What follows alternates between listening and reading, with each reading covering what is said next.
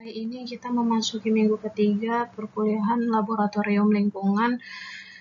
Untuk minggu ini kita sudah mulai dengan bahan kajian yang baru. Kalau terakhir kemarin kita membahas tentang sampling, bagaimana cara kita sampling air. Sekarang bagaimana sampel air tersebut kita uji di laboratorium berdasarkan parameter-parameternya gitu ya.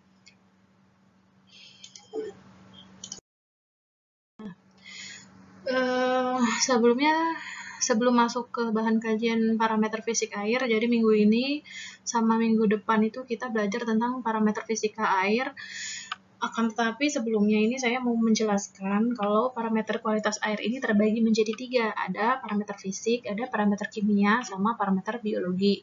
Untuk parameter fisika sendiri, diantaranya ada cahaya, suhu, kecerahan dan kekeruhan, warna, konduktivitas, padatan total, terlarut, tersuspensi, dan juga salinitas. Kemudian untuk parameter kimia nanti kurang lebih ada seperti ini parameter-parameter yang akan kita pelajari.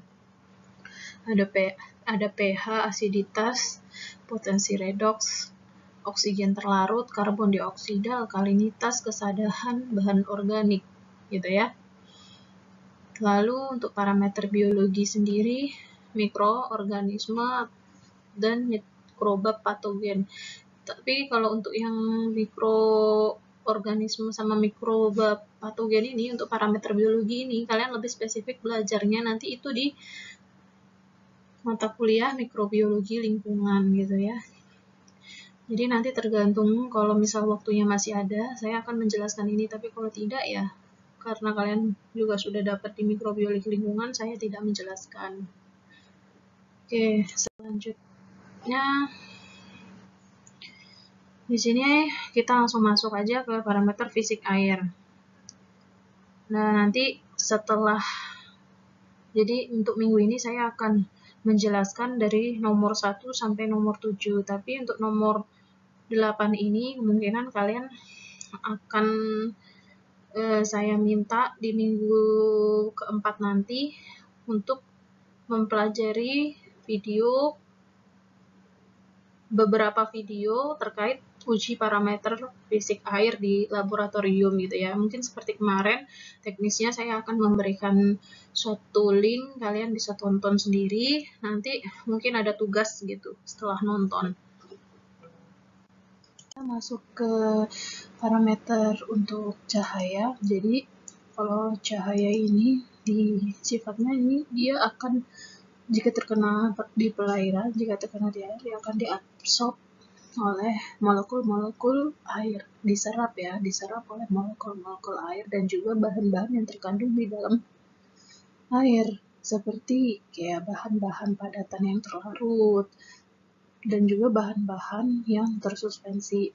Lalu kalau misalnya cahaya tersebut sudah diabsorb oleh molekul-molekul perairan itu, maka energinya ini akan berkurang. Jadi cahaya itu kan punya energi.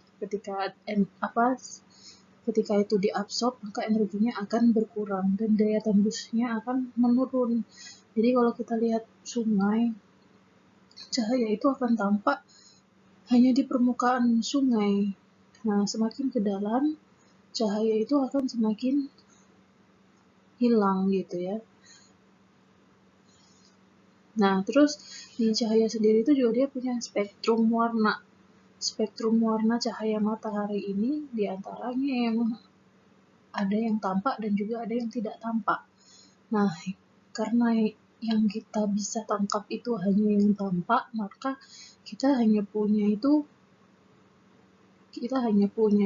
ya yang sinar tampak aja. Nah, yang tidak tampak bagaimana kita tahu, karena dia tidak tampak kan? Sehingga di sini yang bisa kita yang biasa kita gunakan ini ya hanya sinar-sinar tampak ini, cahaya tampaknya. Cahaya tampak ini dia punya panjang gelombang sendiri-sendiri. Dan jadi cahaya itu kan punya panjang gelombang. Nah, dari sinar atau cahaya tampak itu dia dikategori ada berapa nih? 1, 2, 3, 4, 5, 6. Ada 6 kriteria. Untuk yang panjang gelombang 400 sampai 440 nanometer, cahaya atau sinarnya itu warna violet gitu ya. Untuk yang 440 hingga 480 nanometer itu sinarnya biru. Ini nih pembacaan gitu loh. Pembacaan panjang gelombangnya. Lalu yang hijau itu sekian, kuning sekian, orange sekian, merah sekian.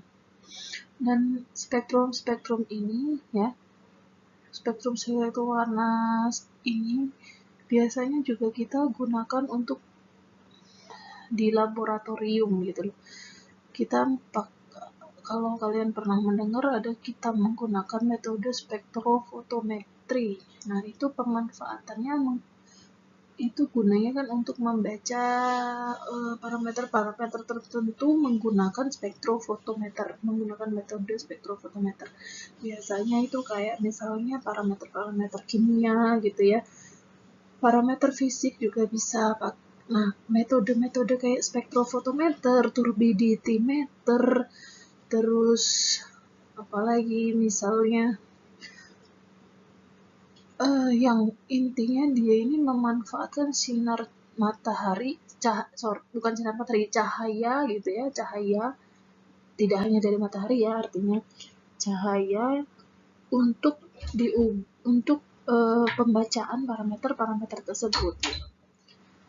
Nah, gitu ya. Jadi untuk cahaya di sini ada untuk yang perairan, ada yang untuk pembacaan di laboratorium.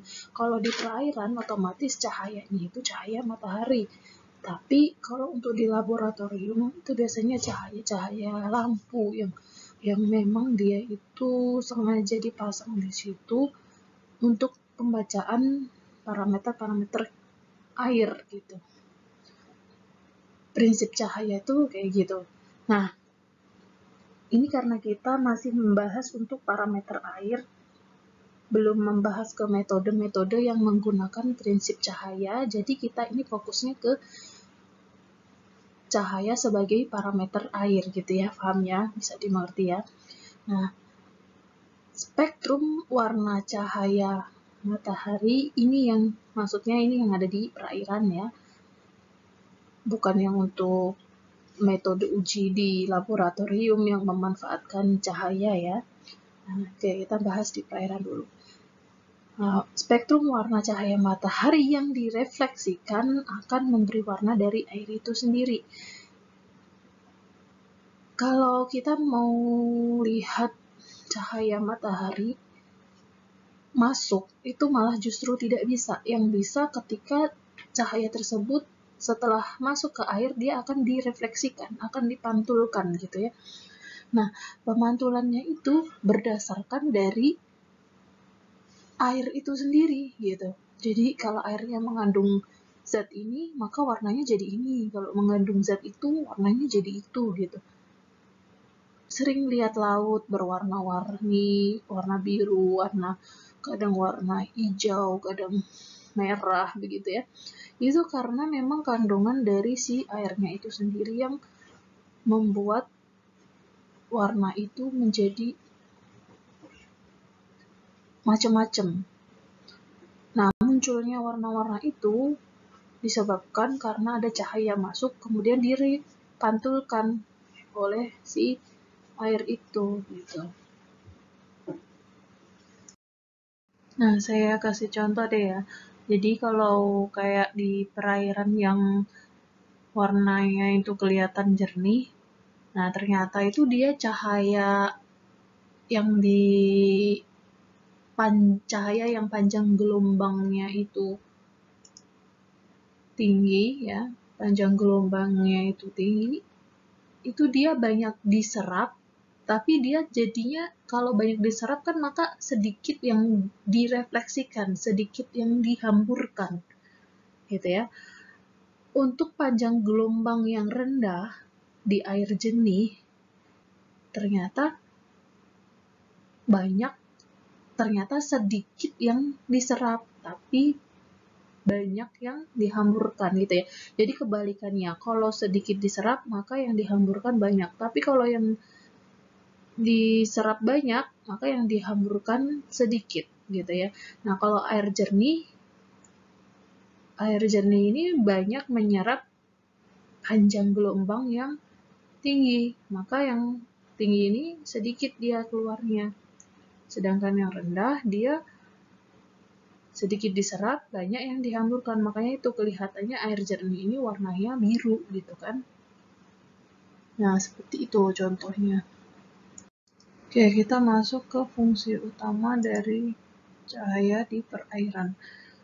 Yang pertama, dia memberikan energi panas ke air, ya, sehingga dengan adanya panas itu maka terjadi perubahan suhu. Suhunya menjadi apa? Naik, ya kan? Kalau panas dia suhunya menjadi naik. Terus kemudian dengan adanya perubahan suhu, ya, dengan adanya panas itu bisa menyebabkan berat jenis dari si air itu sendiri juga berubah. Jadi kalau ada panas terkena di air, maka air tersebut berevaporasi, menguap gitu ya. Kalau menguap artinya berat jenis di dalam itu pasti berubah karena ada yang massa yang keluar gitu, gas-gas yang keluar, sehingga berat jenisnya yang di dalam air ini berubah. Kemudian yang kedua yaitu sumber energi bagi proses fotosintesis alga. Nah, ini cahaya itu di perairan itu menjadi sumber energi bagi proses fotosintesis alga. Selain alga apa? Selain alga ya, tumbuh-tumbuhan yang dia melakukan proses fotosintesis. Nah, ini ada contoh nih, tadi tentang spektrum cahaya. Pigmen klorofil, klorofil tahu ya, zat hijau pada daun, zat hijau pada tumbuhan, zat hijau pada alga. Nah, pigmen klorofil menyerap cahaya biru dan merah. Artinya dia karena dia menyerap cahaya biru dan merah, maka yang dihamburkan itu bukan biru, bukan merah. Yang dihamburkan apa? Hijau kan? Berarti karena yang hijau nggak banyak diserap nih, sehingga kelihatan di luarnya itu warna hijau gitu. Lalu contoh lain kayak karoten. Karoten ini zat pigmen warna merah. Kalau tadi klorofil warna hijau ya, yang terlihat oleh mata kita itu warna hijau. Kalau karoten ini terlihat mata kita ini merah. Artinya karoten ini tidak mungkin menyerap warna merah gitu. Nah, menyerapnya apa? Yang diserap adalah cahaya biru dan juga cahaya hijau gitu ya. Nah, begitupun untuk phycoerythrin dan juga phycocyanin. Oke. Ya, sekarang kita masuk ke suhu. Kalau tadi cahaya itu kan lebih intensif pada lapisan atas perairan. Jadi semakin ke dalam cahaya itu kan semakin berkurang. Sama kayak suhu juga. Suhu itu artinya kalau cahaya itu di atas permukaan dia lebih tinggi, lebih banyak, maka suhu itu kan lebih panas gitu ya, suhunya lebih tinggi. Ini kalau misal diibaratkan dengan perairan, nah perairan ini semakin ke dalam tadi suhunya ini semakin berkurang gitu ya. Jadi yang di batas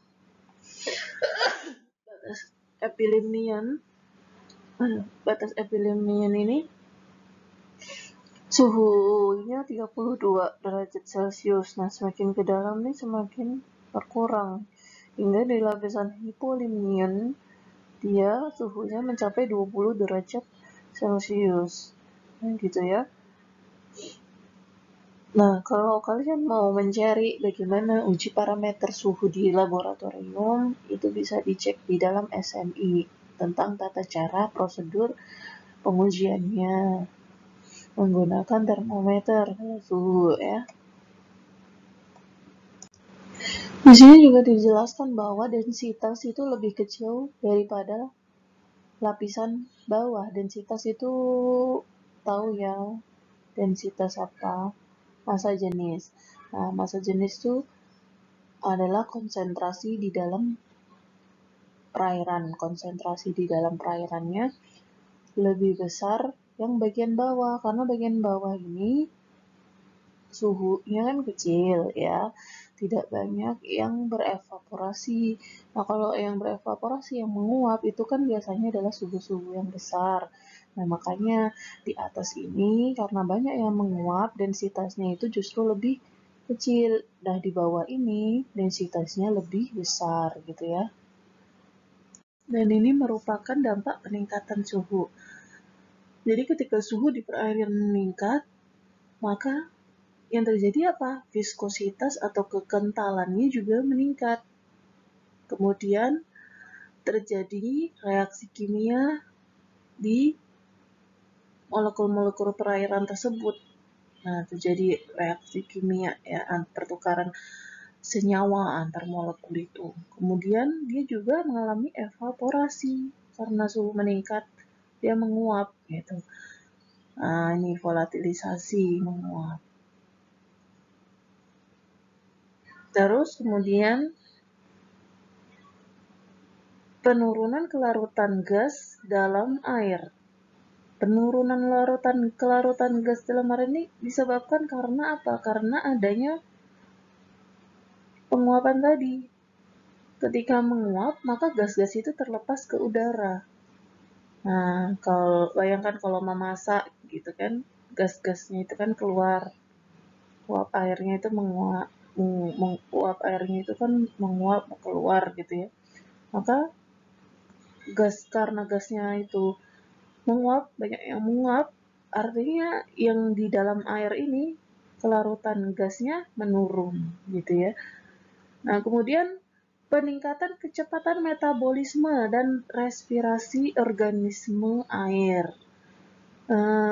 Contohnya gini deh, kalau kita lagi kepanasan, kita berolahraga gitu ya, terus kepanasan, apa yang terjadi?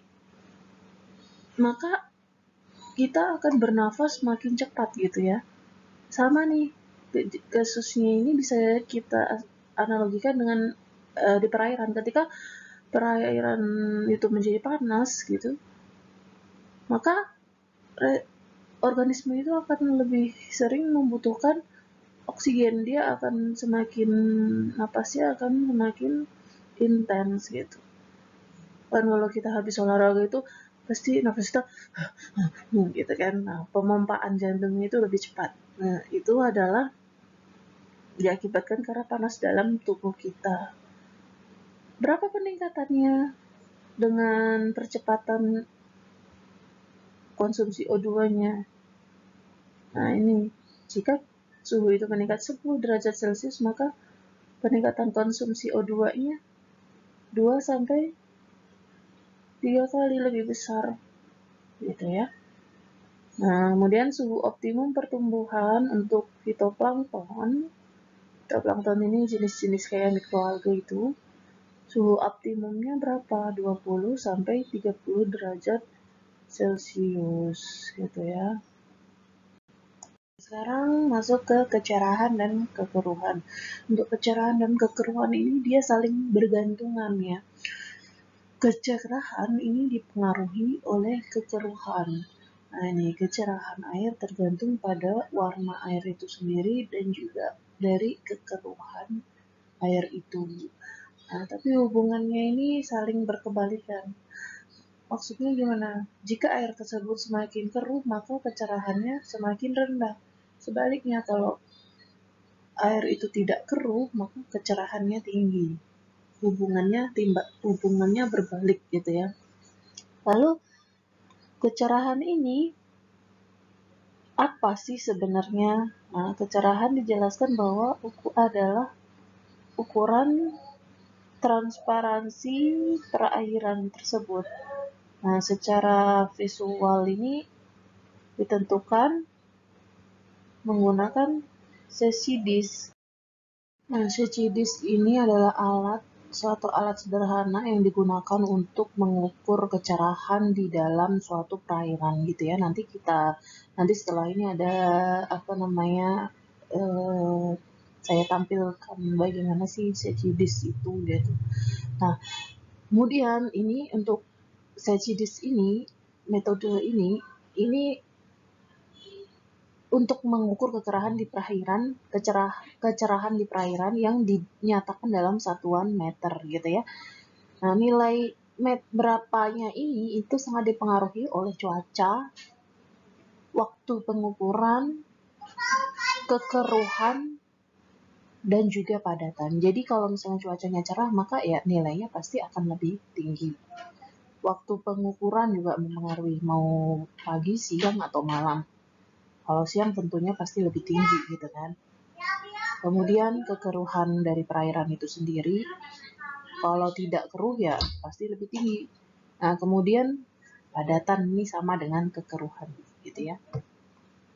Selanjutnya, nah ini adalah gambar dari Secchidis. Secchidis ini alat sederhana, yaitu berupa lempengan yang berwarna hitam dan putih. Kemudian dia ada tali untuk dilengkapi ke sininya, dipasang di sininya. Nah, kemudian ini cara penggunaannya tinggal dicelupkan aja gitu. Dicelupkan ke dalam perairannya. Nah, ini cara-caranya, kalian bisa baca di sini sampai dia nanti hilang dari penglihatan kita. Jadi kita kan ada di perahu biasanya gitu ya kan, kalau sampling. Nah, kita amatin dari perahu itu, atau kita bisa juga dari apa ya?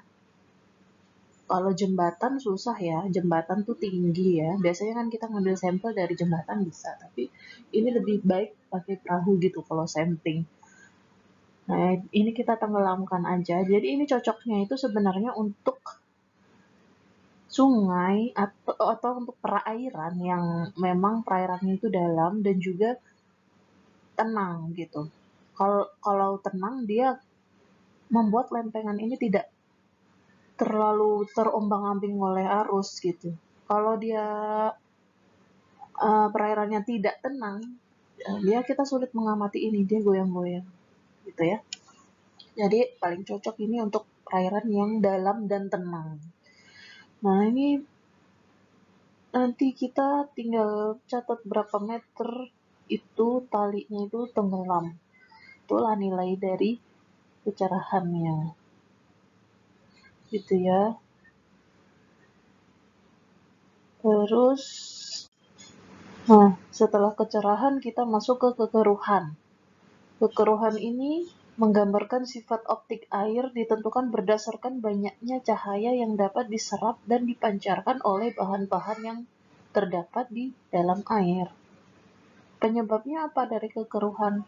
Kenapa kekeruhan itu tinggi? Karena ada bahan organik dan juga anorganik yang tersuspensi dan terlarut. Gitu ya. Yang tersuspensi itu tahu ya, tersuspensi itu yang kelihatan layang-layang di perairan. Nah, kalau terlarut ini biasanya dia karena partikelnya kecil, dia tidak terlihat, dia larut tapi tidak terlihat oleh mata gitu. Nah, biasanya itu adalah bahan organik dan padatan ya. Ini biasanya padatan organik dan anorganik gitu. Nah, ini contohnya lumpur, pasir gitu ya, sering kita lihat. Kemudian ada mikroorganisme juga nih yang menyebabkan kekeruhan, seperti plankton dan juga ya mikroorganisme di perairan, bakteri dan lain sebagainya gitu ya. Nah, kalau kalian mau mencari bagaimana prosedur pengukuran kekeruhan di air atau perairan, maka kalian bisa cari SNI-nya nomor ini. Dia pakai neflometer kalau SNI-nya ini. Nah, tapi selain neflometer kita juga bisa pakai turbidity meter. Ada dua alatnya untuk mengukur kekeruhan. Pakai turbidity meter, ini kita punya ya kalau untuk turbidity ini. Terus untuk satunya lagi yaitu pakai neflometer. Nah, ini satuannya berbeda. Kalau pakai turbidity, maka angka yang dihasilkan ini satuannya miligram per liter. Tapi kalau kita pakai neflometer, nah itu satuannya adalah NTU. Paham ya? Lah, terus masuk ke parameter warna. Parameter warna ini untuk tata cara prosedur bisa dilihat dalam SNI. SNI-nya ini gitu ya. Nah, terus warna ini disebabkan oleh apa? Oleh bahan-bahan kimia yang terlarut di dalam perairan itu sendiri. Gitu. Bisa juga dari bahan yang tersuspensi. Gitu. Terus warna ini bisa diamati secara langsung visual atau diukur. Kadang kan kalau kita pengamatan secara visual kita mengira-ngira ya jatuhnya. Oh, ini warnanya tidak terkuantitatifkan, tidak terangkakan gitu kalau secara visual itu. Nah, makanya selain secara visual ini, kita juga bisa mengukurnya menggunakan platinum cobalt ini, satuan PTCO. Nah, dengan membandingkan warna air sampel dengan warna air standar. Warna air standar ini biasanya kita pakai pembandingnya itu air Aquades gitu. Nanti ada alatnya, kita masukkan gitu ya, kita uji warnanya. Terus kemudian kita bandingkan dengan yang air standar itu. Oke. Penyebab warna di perairan sama ya. Sebenarnya penyebab dari apapun itu ya adalah kandungannya sendiri gitu. Nah, nih lihat, kalau kita lihat dari yang kekeruhan tadi kan hampir-hampir mirip. Bahan organik, terus kandungan-kandungan kimia, ion logam, ya kan. Nih, kalsium karbonat, daerah berkapur, terus plankton, sama aja. Jadi kalau bahan organik, kayak dari tanah itu ya, bahan organik itu kan dari tanah itu biasanya. Perairan itu kan kadang juga dapat dapat pengaruh dari tipe tanahnya sendiri.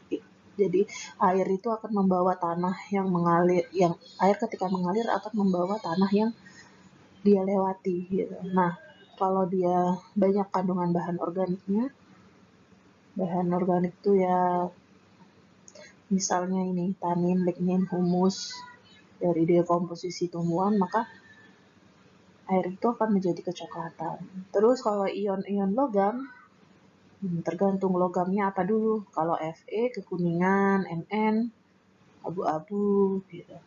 Terus kalau kapur, daerah berkapur yang mengandung banyak kalsium karbonat, maka warnanya menjadi hijau. Terus plankton bisa jadi berwarna merah. Kalau mikroalga yang berklorofil, maka dia menjadi warna hijau gitu ya. Oke, nah ini warna yang disebabkan karena adanya ledakan alga. Nah, alganya ini kebetulan alga merah. Kadang alga itu juga bisa berwarna hijau. Tergantung dari pigmen si alganya itu gitu. Ini terjadi di Rusia pertengahan Juli 2012, sedangkan ini di Australia November 2012. Di Indonesia jarang ya yang merah, dia kebanyakan hijau ya. Gitu. Yang hijau tuh lebih bagus daripada yang merah. Yang hijau itu dia bisa dimanfaatkan untuk biofuel, biodiesel gitu, karena cocok dimanfaatkan untuk itu karena dia punya cadangan lemak yang tinggi di dalam tubuhnya. Nah, ini adalah kisaran dari nilai warna pada air gitu ya. Jadi kalau kita lihat secara visual tadi, ini tidak akan muncul nih angka-angka kayak gini. Makanya kita menggunakan metode PTCO, kayak suatu alat, di mana alat itu bisa terindeks nilai dari warna tersebut. Oke, untuk perairan alami sendiri, nilainya itu dia dikategorikan alami jika nilainya itu kurang dari 10. Nah, terus kalau daerah rawa-rawa ternyata dia mempunyai nilai 200 sampai 300 PTCO. Kenapa kok bisa tinggi kayak gini? Karena dia punya humus, ada humus di rawa-rawanya. Humus itu dari tanaman tadi itu ya. Rawa-rawa itu kan banyak tanaman, maka airnya ini akan membawa humus itu. Maka nilainya bisa tinggi. Nah, ini kita itu juga tidak bisa. Kita tidak bisa membandingkan antara rawa-rawa dengan perairan yang ada mikroalga atau ada fitoplankton gitu. Karena dia memang sumbernya berbeda dan warnanya aja secara visual sudah terlihat berbeda sehingga tidak bisa dibandingkan. Yang bisa dibandingkan ya dari rawa-rawa itu sendiri gitu ya. Misal kita mau lihat rawa-rawa yang lokasinya di lokasi A, B, C gitu. Nah, kita mau membandingkan nih nilai warnanya berapa. Nah, semakin tinggi warnanya artinya dia memang kadar humus di rawa-rawa itu tinggi. Gitu ya. Terus untuk air minum sendiri, air minum ini kisarannya yaitu 5 sampai 50 PTCO. Nah, kita kalau mau mengukur ini tadi 200 mengukur suatu warna di perairan, maka kita juga perlu pembanding. Nah, pembandingnya yang paling paling baik digunakan ya yang kadar warnanya itu rendah. Rendah itu apa ya? Air standar tadi yang aku pakai Aquades tadi itu. Gitu ya. Selanjutnya kita masuk ke konduktivitas atau biasa kita sebut dengan daya hantar listrik. Daya hantar listrik itu apa? Gambaran numerik dari kemampuan air untuk meneruskan aliran listrik. Nah, kalau kita lihat di perairan itu kan punya apa? Ion-ion gitu ya. Ion-ion itu bisa berupa apa? Berupa ini. Garam-garam terlarut. Nih, semakin banyak garam-garam terlarut yang dapat terionisasi, maka semakin tinggi nilai DHL-nya. Contoh garamnya apa? NaCl gitu ya. NaCl itu akan terionisasi menjadi apa? Na+ dan Cl- gitu ya. Nih, saya buatkan NaCl. Maka ketika dia terionisasi, ion itu kan mempunyai muatan positif dan juga negatif. Baik kalau yang positif kation, yang negatif anion namanya. Maka Na-nya itu kation, Cl-nya anion karena muatannya negatif. Nah, inilah yang membuat daya hantar listrik ini tinggi. Gitu. Kalau kita punya air laut sama air tawar, maka yang tinggi DHL-nya apa? Ya pasti air laut karena kadar garamnya tinggi, gitu ya. Nah, selain kayak garam-garaman tadi, kita juga bisa pakai asam. Jadi kalau tinggi asam, kadar asamnya tinggi, maka DHL-nya juga bisa tinggi. Basa, jika dia tinggi kadar basanya, maka dia juga daya hantar listriknya tinggi. Ini garam yang tadi. Jadi asam, basa, dan garam itu adalah konduktor yang baik. Kemudian untuk bahan organik. Ternyata bahan organik kayak sukrosa, benzen itu DHL-nya jelek. Makanya nanti kalau kalian mengukur yang air dilarutkan, gula dilarutkan ke air, maka DHL-nya pasti rendah.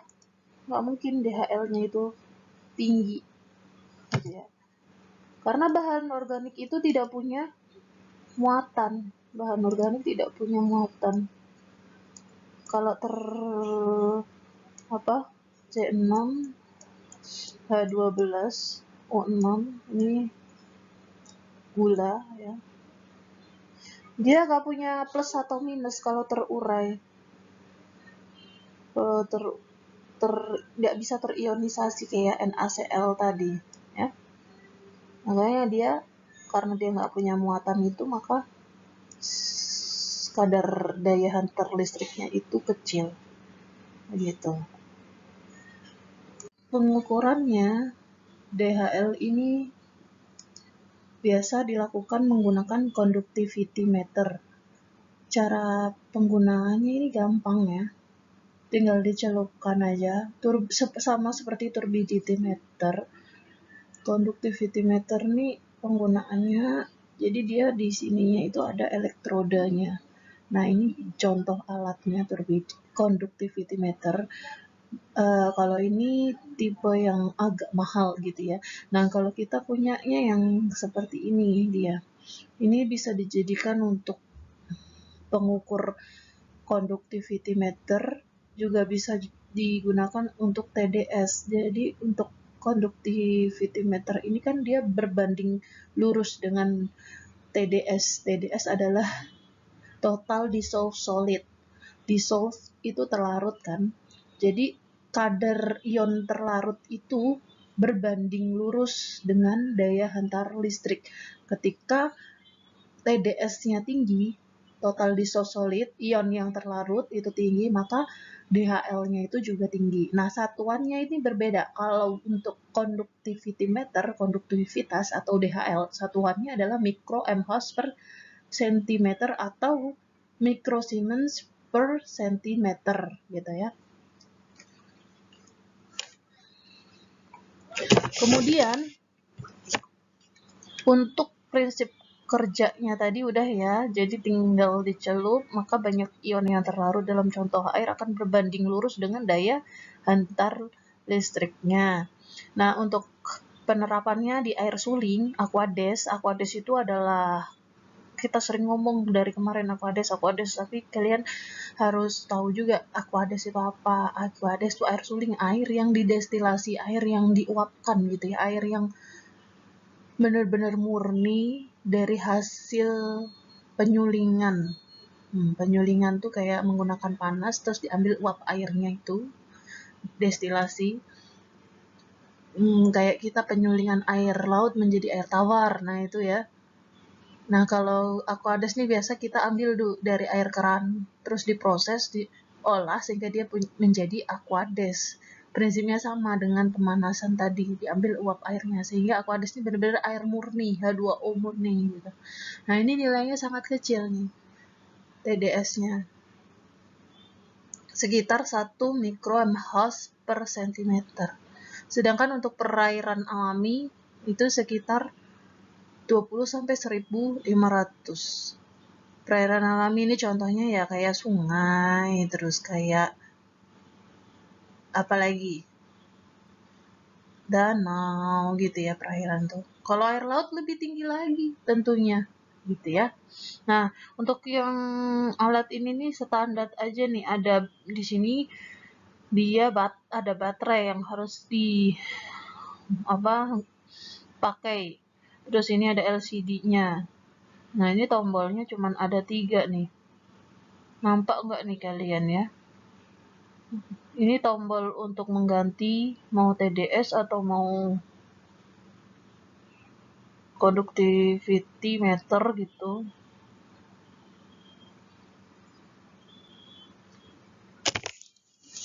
Nggak kelihatan saya. Nah, di sini tuh ada kayak semacam elektrodanya gitu. Itu untuk penghantarnya. Jadi kita taunya air biar kebaca di sini. Taunya air itu ada DHL-nya apa enggak, itu harus dikenakan sama ini elektrodanya dia. Elektrodanya dari si alat ini. Gitu ya. Terus ini adalah udah masuk ke parameter baru, padatan total, tersuspensi, dan terlarut. Ini terlarut itu yang TDS tadi ya. Untuk padatan total dulu deh. Padatan total itu apa?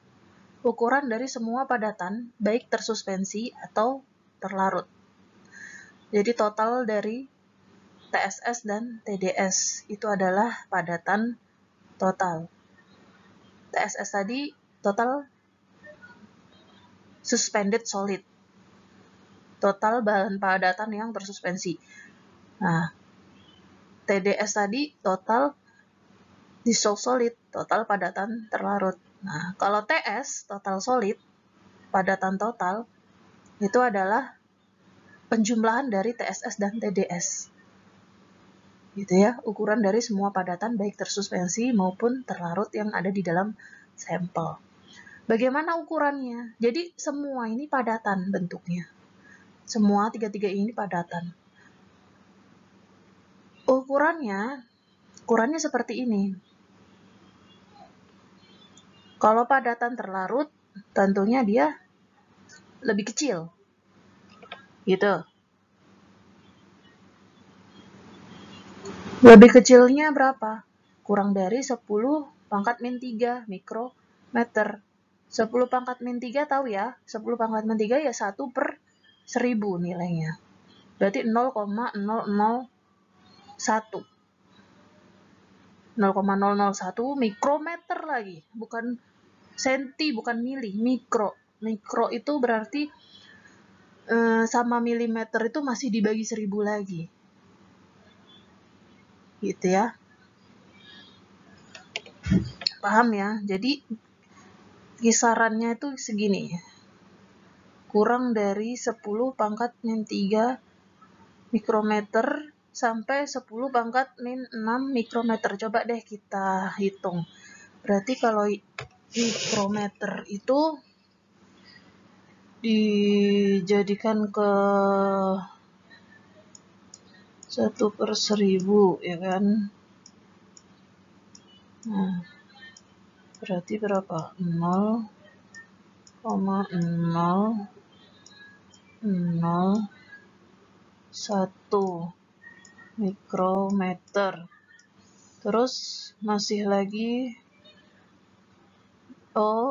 ini kalau mikrometer ke milimeter itu berarti dibagi berapa? Dibagi 1000 ya kan?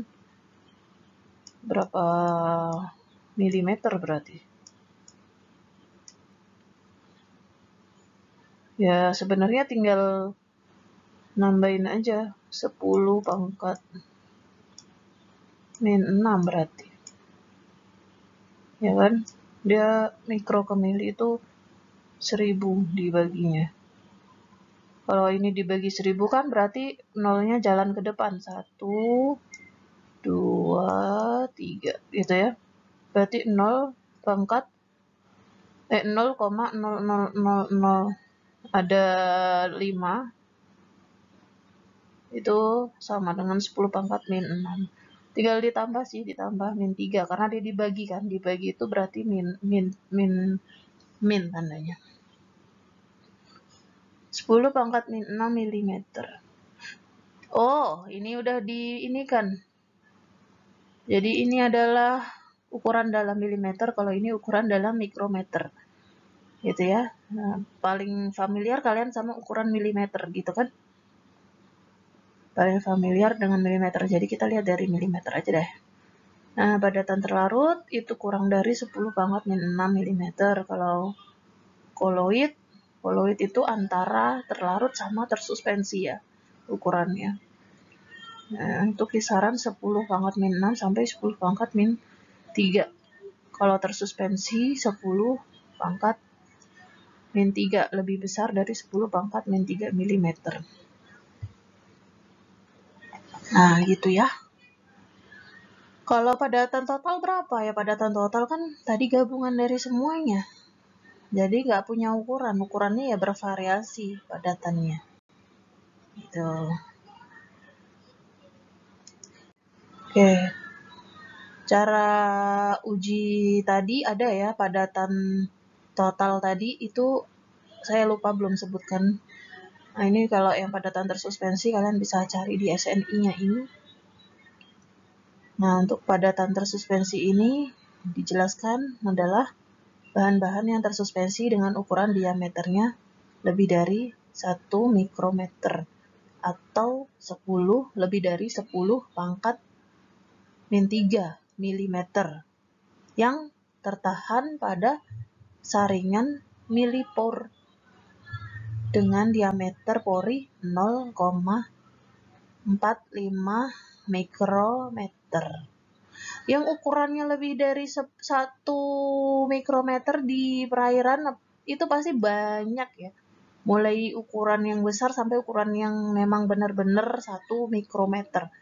Nah, akan tetapi membedakannya gimana? Kalau mau menguji yang tersuspensi dengan yang ukuran terendapkan, ya berarti harus diendapkan dulu ya. Nah, yang nggak bisa diendapkan, yang masih tersuspensi, yang masih melayang-layang di air, itu baru yang disaring. Jangan kalian menyaring yang diendapkan juga. Nah, begitu. Kalau yang diendapkan tuh dia nanti masuk kayak misal nih, perairan tuh ada kayu ya. Kayu kecil-kecil gitu ya. Itu jangan diikutkan. Dia kan padatan juga, tapi jangan diikutkan. Maksudnya di sini adalah padatan yang memang dia tersuspensi, dia melayang di air-airnya, bukan yang udah mengendap atau bukan yang mengapung tapi besar-besar gitu. Jadi ibaratnya ini perairan, nah jangan yang disaring itu yang ada di bawah padatan yang mengendap, tapi yang dia itu tersuspensi di sini. Nah, ini perairan. Dia yang melayang-layang di sini, melayang-layang di sini. Di sini ya. Ini harus nah ini dikatakan ini dikatakan padatan tersuspensi. Cara mencari total padatan tersuspensi itu dengan cara menyaring dengan kertas saring yang diameter porinya 0,45 mikrometer. Ini ada dijual banyak kok di Shopee gitu, di toko-toko kimia gitu. Nah, contohnya apa? Ada lumpur, pasir, jasad-jasad renik gitu. Biasanya disebabkan apa nih lumpur, pasir, jasad renik? Disebabkan karena adanya kikisan tanah atau erosi tanah yang terbawa ke badan air. Jasad-jasad renik ini kan dari tanah itu banyak tuh, mikroorganisme tanah. Kayak gitu ya. Kemudian masuk ke padatan terlarut, TDS. Tadi TSS, sekarang TDS. TDS ini dia lebih kecil lagi. TDS ini terdiri dari koloid dan juga terlarut. Jadi koloid tadi itu masuk di TDS. Karena koloid itu masih terlihat melayang tapi sangat kecil. Dia itu lolos kertas saring ini. Kalau yang TSS tadi dia tidak lolos. Gitu. Koloid itu lolos tapi masih bisa dilihat. Nah, kalau yang terlarut ini dia benar-benar tidak bisa dilihat. Contoh air garam gitu ya. Air garam tuh kita benar-benar nggak bisa lihat dia itu koloid, dia itu terlarut.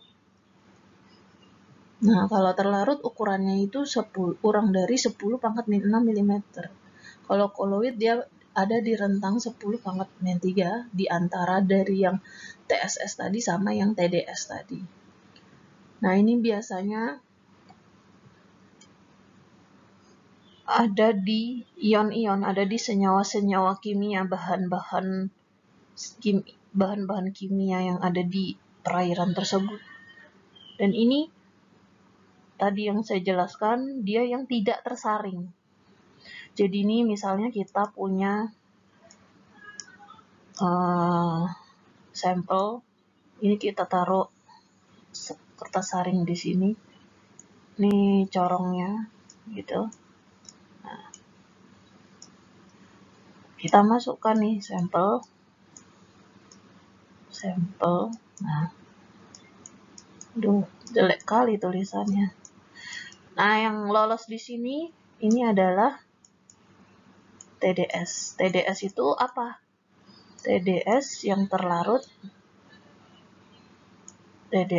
terlarut koloid sama koloid. Koloid itu juga termasuk di dalam terlarut ya. Nih, terlarut dan koloid. Nah, ini ini ada kertas saringnya ya. Di sini ada lapisan kertas saring. Nah, yang dia tersaring, padatan-padatan yang tersaring di sini, ini namanya adalah TS.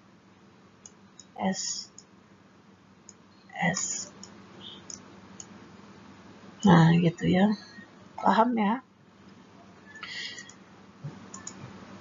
Nah, ini untuk TDS ini biasa disebabkan tadi ion-ion dari perairannya itu, yang ditemukan di perairannya itu. Oke, kita masuk di salinitas ya.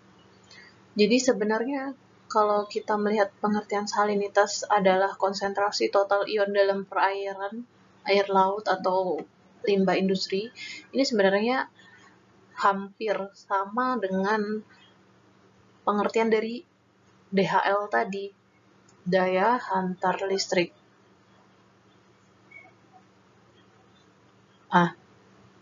Atau juga dia bisa juga berhubungan dengan TDS tadi. Jadi saling terkait ya antara DHL, TDS, dan juga salinitas ini. Bedanya apa sih? Bedanya kalau DHL sama salinitas, itu biasanya penerapannya itu kita pakai buat air laut atau air yang agak payau. Tapi kalau untuk TDS itu biasanya kita gunakan untuk perairan air tawar. Gitu.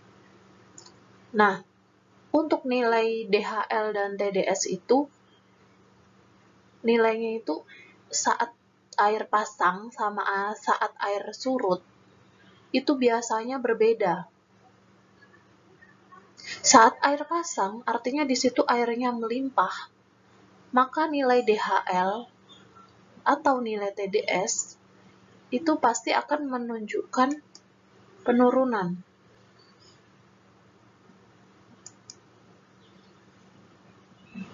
Sedangkan untuk nilai salinitas, dia tidak menunjukkan perbedaan saat air itu pasang maupun surut. Saya coba oret-oretkan ya. Jadi, tadi salinitas sama TDS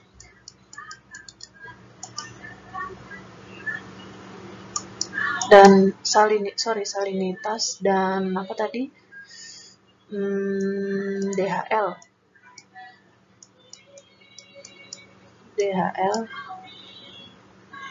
Nah, ini bukan plus ya, ini dan salinitas dan DHL itu biasanya ada untuk air laut. Sedangkan untuk TDS itu biasanya dipakai untuk air tawar. Nah, yang salinitas atau DHL tadi laut atau yang payau ya. Nah, terus apa bedanya salinitas sama DHL? Kalau salinitas, misalnya dia ada pasang atau surut, nilainya tetap sama aja. Salinitas itu kan garam itu kan NaCl gitu ya. NaCl ini dia tetap nilainya. Jelek kali, tapi semoga kalian mengerti lah ya. Susah oret-oret di PPT. Nah, kalau DHL itu yang ion-ionnya tadi. Yang udah terionisasi. Kalau yang salinitas itu dia tidak terionisasi, artinya dia ya garam ya. garam di laut itu, konsentrasi total ion tadi. Konsentrasi total ion. Jadi ion-ion tadi berikatan membentuk garam-garam mana. Ini yang garam ini yang menunjukkan salinitas. Kalau DHL justru yang diukur adalah ionnya. Jadi Na plus sama Cl minnya. Bisa dimengerti ya. Nah, makanya tadi ada penjelasan bahwa untuk DHL nih, dia terpengaruh oleh pasang dan surut. Pasang dan surut perairan itu. Pasang dan surut perairan. Kalau dia perairannya pasang, maka kadar NaCl-nya, kadar ionnya dia bisa berkurang. Ya. Kalau pasang berarti dia bisa berkurang kadar DHL-nya. Tapi ketika dia surut, justru bisa bertambah DHL-nya. Nah, kalau untuk salinitas itu karena dia lebih stabil, dia tidak terion ya, tidak mengion, dia berikatan. Maka dia tidak terpengaruh oleh pasang surut. Bisa dimengerti ya.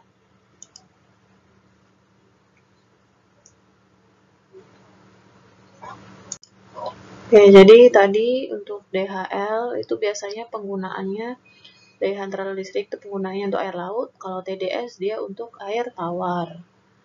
Kemudian kalau DHL ini sama salinitas, bedanya kalau DHL tadi bentuknya itu yang Na yang udah terionisasi, yang diukur tuh yang udah terionisasi, makanya dia terpengaruh ketika air pasang, dia terpengaruh ketika air surut, dia juga terpengaruh.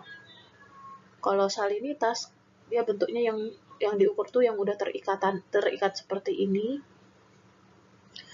tapi ketika pasang atau surut dia tidak terpengaruh.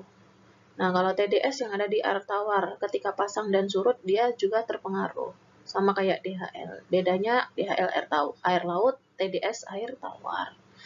Oke, bisa dimengerti ya. Lalu satuannya ini adalah gram per kilogram. Satuan dari salinitas itu adalah gram per kilogram. Jadi ketika misalnya ada air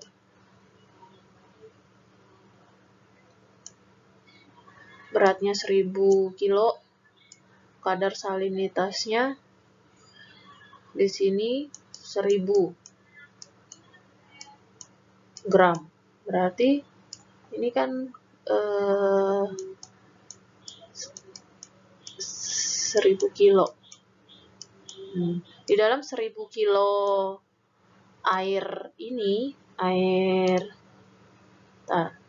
di dalam 1000 kilo air ini terdapat 1000 gram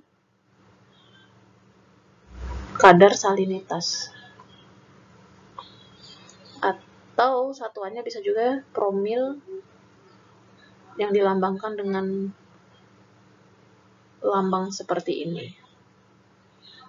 Nah, ini nilai salinitas itu dipengaruhi oleh masuknya air tawar dari sungai. Nilai salinitas itu kan biasanya untuk air laut ya. Air laut itu kadang kan juga air laut itu kan sebagai hilirnya air sungai. Nah, ketika hilirnya air sungai masuk, maka yang terjadi dia membawa pengaruh terhadap si air laut itu. Bisa dipahami ya. Oh ya, tadi di sini saya menyebutkan kalau ketika air itu pasang, maka DHL-nya ini berkurang gitu ya. DHL-nya berkurang. Sebenarnya ini tidak selalu begitu, tergantung dari saat pasang itu apa sih yang menyebabkan air pasang. Kalau saat pasang itu yang menyebabkan pasang itu air yang kadar DHL-nya lebih kecil, tentunya si DHL yang ada di perairan akan menurun. Contohnya gini, ketika kita melarutkan air garam, terus kita menambah air garam tersebut lagi dengan air yang tawar, maka kadar salinitasnya, tadi saya nyontohin DHL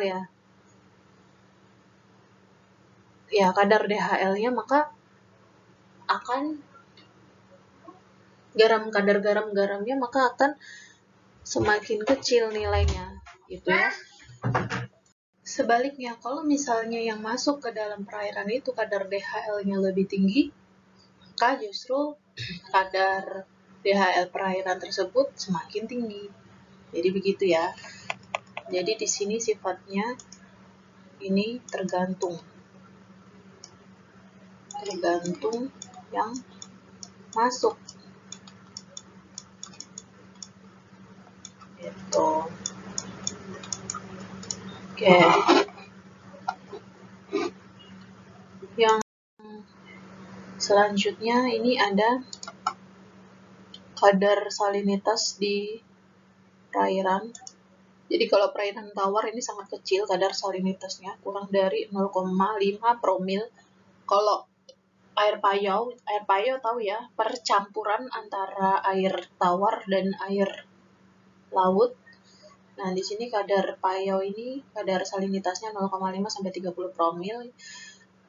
Kalau perairan laut kadar salinitas 30 sampai 40 promil, yang paling tinggi yaitu perairan hipersalin.